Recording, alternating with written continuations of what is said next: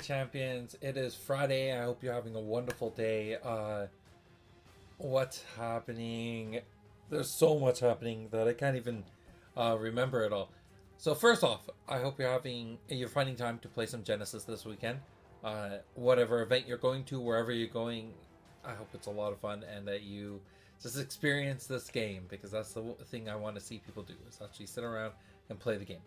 Speaking of that, last night I had the opportunity to go to Heads or Tails. I was there for about an hour and a half, watching a bunch of people play. It was really, really cool. It's great seeing the community grow, because after 4 years of hustling, trying to get the product into stores' hands, trying to get communities together and show people, hey, this is a game worth getting into, a lot of people are finally taking the plunge.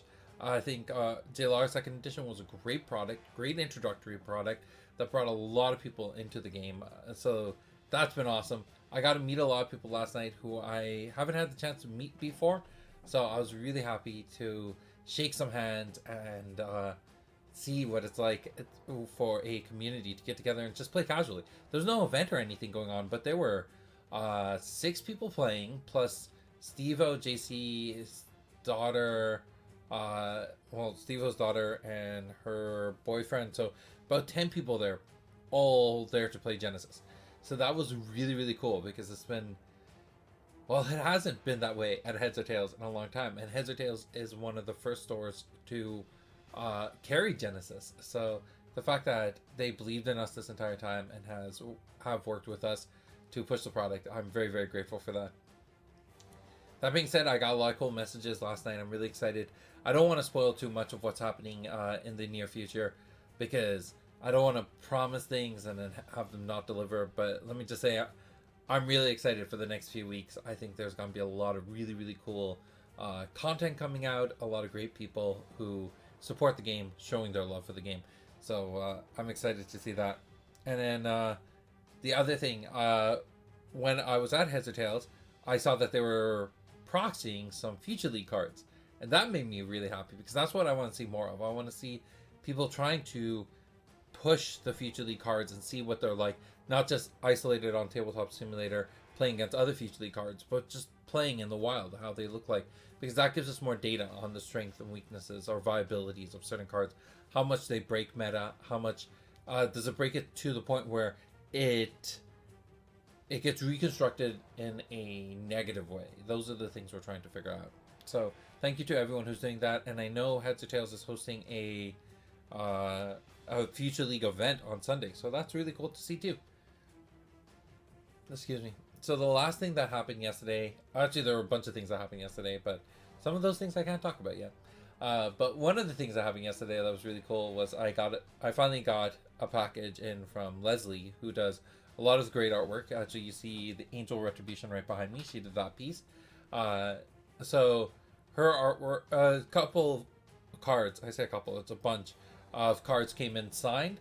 So I'll show those off at some point, but I am going to be giving those away, because I love having signed cards, but I think it's more important for the community to have signed cards. So be excited for that, because I think there's a lot of cool stuff that's going to come your way in the near future. All right. And that's it for now. I'm going to be breaking down a card that I actually think is a very good card, but not enough people consider it at the 4-chi slot. So let's take a look at Flamejet. So Flamejet, 4-chi, 4/4 awareness, chaos, 7 aura, deal 2 fire damage to a single target within Flamejet's awareness. This card was originally published in Rays. It was reprinted in J2. Let me actually put the J2 version up. So it's reprinted in J2. You get quite a few of them in the starter kit. So what is so good about this card? For being in the 4-chi slot, for being a balancer, this card gives you the opportunity to allow you to combo up with your summons to knock things out without having to be in hand-to-hand combat. This will make champions like Odara, like Idris, like Erica can't play this. Who's the other one? Kendra. Have some opportunity to be offensive while also holding back. The fact that it's a 7 or, we talked about this before, the 10% ratio. And once a card costs less than 10% of your starting aura, this card is a card that you can spam a decent amount of in a game without it taking a huge chunk of your resources. So this card is spammable for a lot of those champions. No one starts at 70 aura, so for whoever you're playing this with, it's a reasonable cost card, even for Malik. But it becomes even more reasonable for someone like Erica, not Erica, I keep on saying Erica, I mean Kendra, because she starts off with 150. So having 150, this means this is costing less than 5% of your starting aura. That's a great number to be at. Dealing fire damage, being in chaos dealing fire damage is very valuable, and we'll talk about that in a little bit when we go look at what this card was based off of. But I really think that more decks should be looking at this, especially if you're playing an offensive mage or a summoner who partners up as a spellslinger. So what is the goal of your champion? If you are a spellslinger, as part of your win con is to deal damage to your opponent using your champion itself, then you should be looking at Flame Jet. It really isn't something that you should scoff too much at. There's a reason why we reprinted in J2. So first, let's look at this amazing artwork done by Mikhail. This is one of the first pieces he did in the game. I think it may be his first. And I remember seeing this and being like, this artist has to be part of our team forever. He killed it on this piece. He took feedback really well. I actually spent a lot of time researching when that snap moment happens on a whip so that we can parallel that science into this artwork and create that moment where you get the where the whip breaks the sound barrier, where in the whip that happens, and create this flame coming out of that. So I really appreciate all the hard work he did to make this piece just amazing. I think everything about it's a good card.